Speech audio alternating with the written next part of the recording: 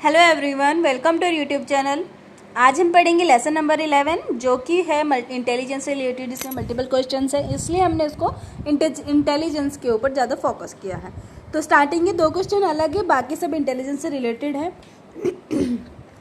Gorging on food and then vomiting to taking laxative to avoid gaining weight is called behavioral eating, anorexia nervosa, pairing bulimia nervosa। वजन बढ़ाने से बचने के लिए जुलाब लेने और खाने पर उल्टी करने को कहा जाता है। व्यवहार फ्रेज एनोरेक्सिया नर्वोसा, शुद्धिकरण या बुलिमिया नर्वोसा।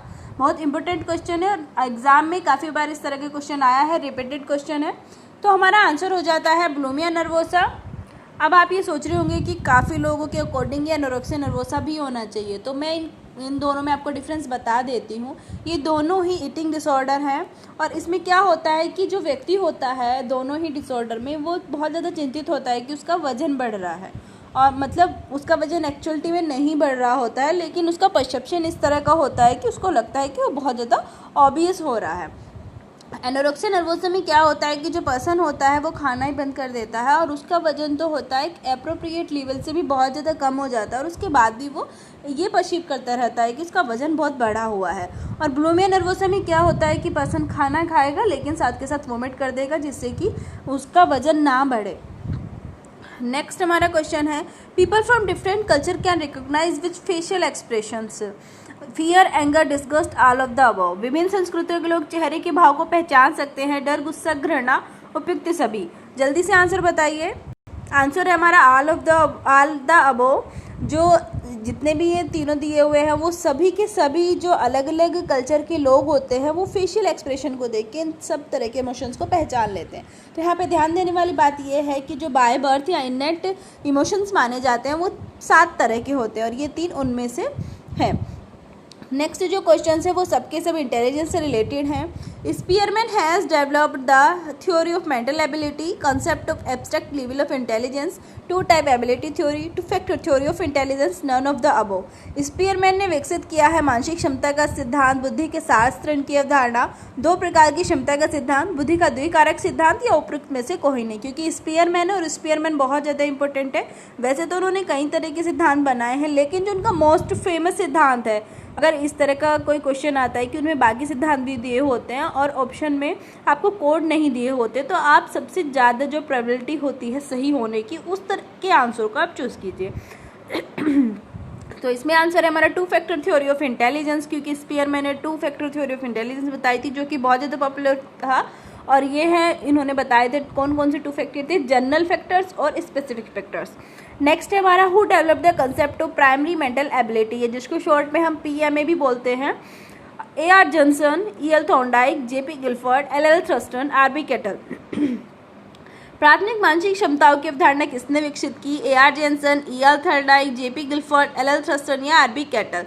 PMA बहुत ज़्यादा इंपॉर्टेंट है और काफ़ी बार इसके सीक्वेंस लगाने को आते हैं नेट के एग्ज़ाम में या अदर एग्ज़ाम्स में भी। तो आंसर है हमारा LL थर्स्टन। थर्स्टन ने ही 7 प्राइमरी मेंटल एबिलिटीज़ बताई थी जिनका कि आपको सीक्वेंस बिल्कुल आना चाहिए।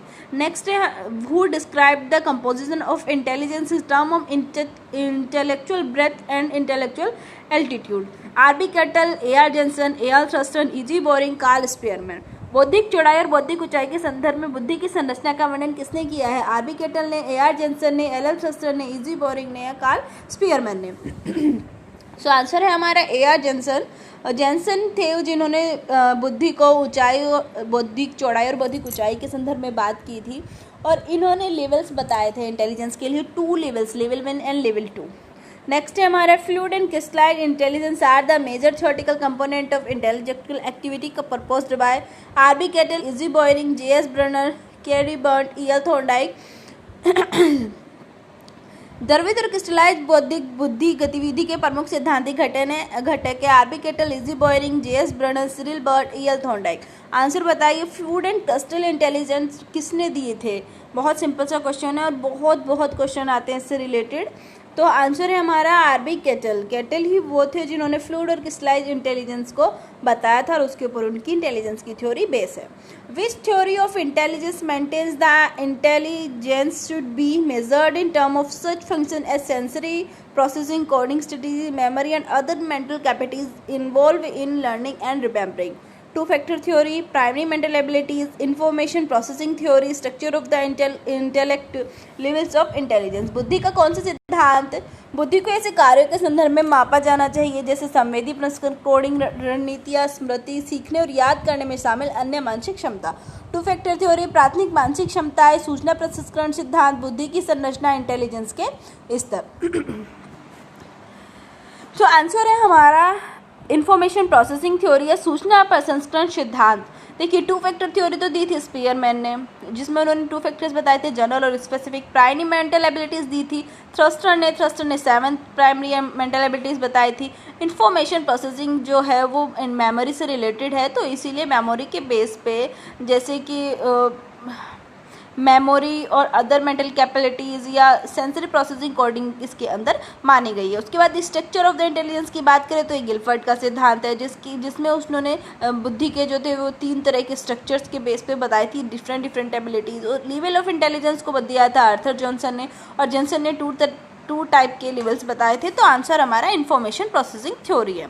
नेक्स्ट है हमारा who view that rote learning ability level 1 may be necessity but not sufficient condition for the emergence of problem solving level 2. E.G. Boring, J.S. Brunner, A.R. Jensen, Cyril Bird, E.L. Thorndike किसने देखा कि रटने सीखने की क्षमता level 1, यहाँ पे level 1 है, एक आवश्यक हो सकती है लेकिन समस्या समाधान ये लेवल 2 है के उद्भव के लिए पर्याप्त स्थिति नहीं है। आंसर बताइए आप, E.G. Boring, J.S. Bruner, A.R. Jensen, Cyril Burt या E.L. थॉर्नडाइक। आंसर है हमारा A.R. जेनसन, क्योंकि E.R. जेनसन ने ही जो इंटेलिजेंस थी उसको लेवल्स के ऊपर बताया था, और इन्होंने बौद्धिक लंबाई और बौद्धिक चौड़ाई की भी बात की थी। नेक्स्ट है हमारा नेक्स्ट क्वेश्चन है हमारा multi factor theory of intelligence is otherwise known as two factor theory of intelligence, synthetic theory of intelligence, reasoning theory of intelligence, crystallize theory of intelligence, none of the above. Intelligence के बहु क्रिया सिद्धांत को अन्यथा के रूप में जाना जाता है। बुद्धि का द्विकारक सिद्धांत, बुद्धि का सिंथेटिक सिद्धांत, बुद्धि का तर्क सिद्धांत, बुद्धि का स्फटिक सिद्धांत, उपरोक्त में से कोई नहीं। सो आंसर है हमारा सिंथेटिक थ्योरी ऑफ इंटेलिजेंस। अब यहाँ पे आप नोट कर लेना multi factor theory of intelligence जो किसने दी थी, थ्रस्टन, नहीं मुझे नाम याद नहीं आ रहा है, आप नाम सजेस्ट कर सकते हैं कि multi factor theory of intelligence किसने दी थी। आप कमेंट करके मुझे बताइए, उसके बाद मैं आपको कमेंट में ही आंसर दूंगी कि आपका आंसर सही है या गलत है। इंटेलिजेंस के बहुक्रिया सिद्धांत को रूप में जाना जाता है बुद्धि की सिंथेटिक सिद्धांत के रूप में।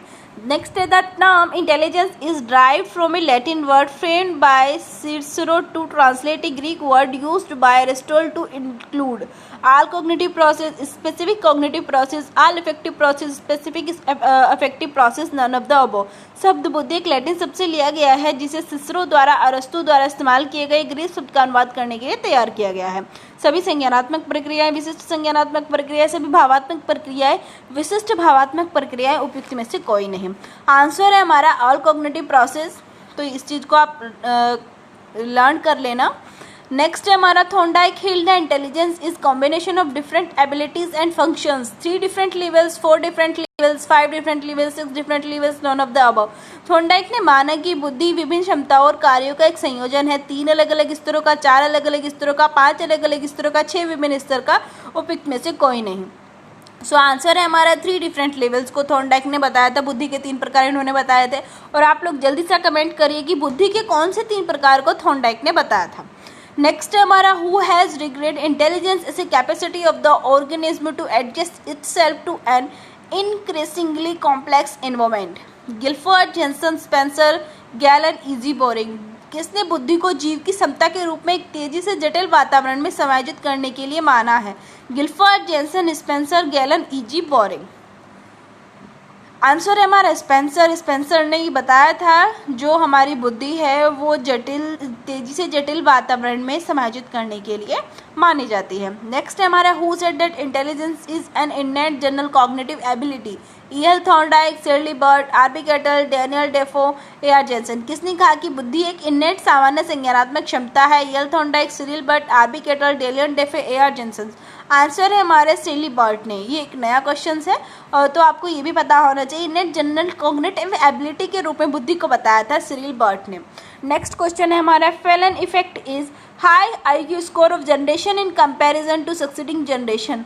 high IQ score of a generation in comparison to preceding generation. A person's increase is accumulated knowledge with increase in age. A person's change in accumulated knowledge with increase in age. फ्लिपन जो effect है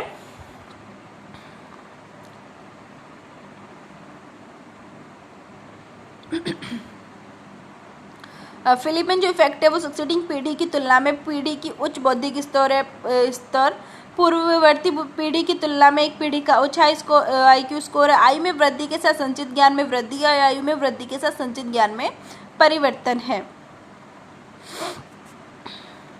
answer है हमारा high IQ score generation in comparison to preceding generation, पूर्ववर्ती पीढ़ी की तुलना में एक पीढ़ी का उच्चतर स्कोर। मतलब इसमें ये माना जाता है कि जो हमारे माता पिता हैं बच्चों की IQ उनसे ज़्यादा हाई होती है और उनके बच्चों की IQ उनसे ज़्यादा हाई होगी। जैसे जैसे पीढ़ियाँ बढ़ती जा रही है तो जो बच्चे हैं उनकी IQ हाई होती जा रही है।